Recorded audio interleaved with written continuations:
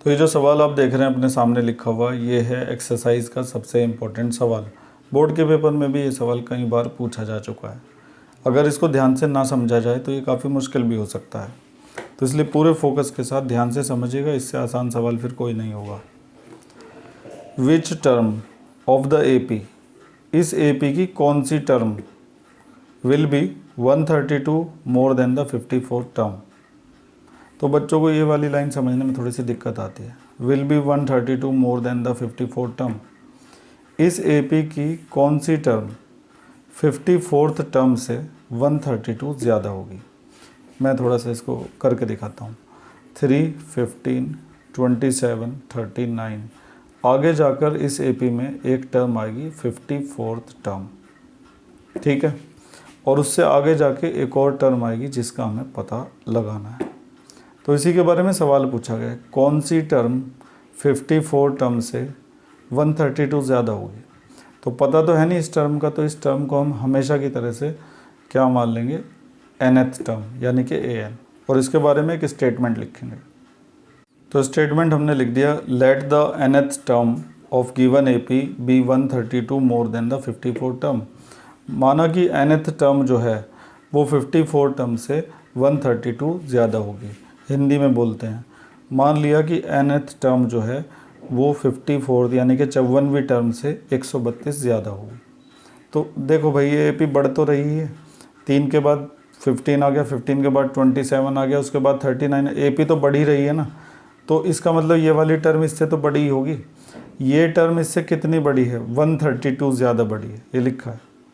तो इसको हम कैसे लिखेंगे, ध्यान से देखो, ये वाली टर्म यानी कि nth टर्म 54th टर्म से कितनी ज़्यादा है, 132 ज़्यादा है। बस यहीं तक ये है सवाल, इसके बाद इसमें कुछ नहीं है करने के लिए। तो अगर यहाँ तक समझ में आ गया तो अब ये समझो तुम्हारा सवाल हो गया। यहाँ तक का फिर से लेते हैं, इस AP की कौन सी टर्म 54th टर्म से 132 ज़्यादा होगी। तो हमने माना कि इस AP की nth टर्म 54 टर्म से 132 ज़्यादा होगी। तो nth टर्म 54 टर्म से 132 क्या होगी, ज़्यादा।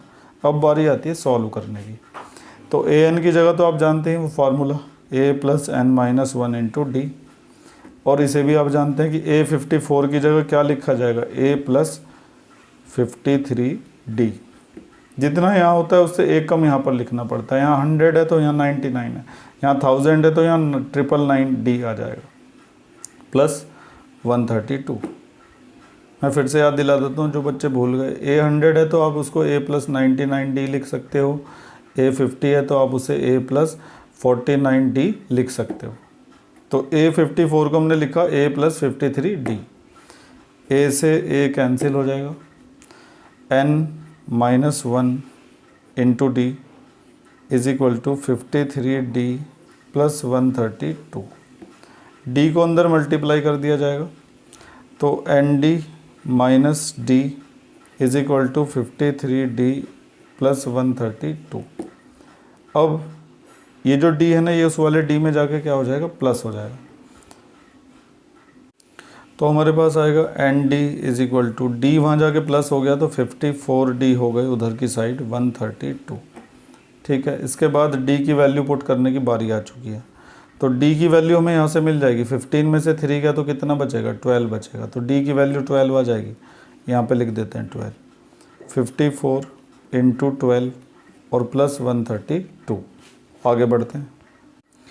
तो यहाँ तक करने के बाद 12 की 54 में मल्टीप्लाई करके ये आ गया, इसके बाद हमने इन दोनों को प्लस कर दिया। अब 12 से इसको कैंसिल करेंगे तो 65 बार ये कैंसिल हो जाएगा। 12 6 × 72 और 6 बचेगा, और 12 5 × 60। तो n की वैल्यू जो है वो कितनी आ गई, 65। तो अब हमें ये पता चल गया कि जिस टर्म की बात हो रही है यहाँ पर वो कौन सी टर्म है, 65th टर्म है, यानी कि 65वीं टर्म है। तो अब हम बता सकते हैं कि 65वीं टर्म 54वीं टर्म से 132 ज़्यादा होगी। 65th टर्म 54 टर्म से 132 ज़्यादा होगी। तो इस तरह से हमने कंप्लीट कर दिया सवाल। तो इस सवाल की जो सबसे इम्पोर्टेंट बात थी वो ये थी कि इस लाइन को समझना है कि ये लाइन में क्या लिखा हुआ है। तो इस लाइन में ये लिखा है कि इस AP की कौन सी टर्म 54 टर्म से 132 ज़्यादा होगी। तो हमने माना कि वो टर्म होगी nth टर्म जो 54 टर्म से 132 ज़्यादा होगी। अब ये टर्म इस टर्म से 132 ज़्यादा है तो इसको मैथमेटिकल फॉर्मेशन में लिख दिया कि nth टर्म 54 टर्म से 132 ज़्यादा होगी। उसके बाद कुछ खास नहीं किया, बस an का फार्मूला लगाया, a 54 को लिख दिया a प्लस 53d, a से कैंसिल हो गया, d को अंदर मल्टीप्लाई कर दिया, इसके बाद जो d है उसकी वैल्यू पुट कर दी और सॉल्व करके n आ गया। n आते ही हमें इस टर्म का नंबर पता चल गया। इसका मतलब ये कौन सी टर्म है, ये 65th टर्म है जो 54th टर्म से 132 क्या होगी, ज़्यादा होगी। तो इस तरह से आपने एक्सरसाइज का सबसे इम्पोर्टेंट सवाल अभी समझ लिया है। उम्मीद है कि सारे जो कॉन्सेप्ट इस सवाल में बताए गए हैं वो आपको क्लियर हो गए होंगे।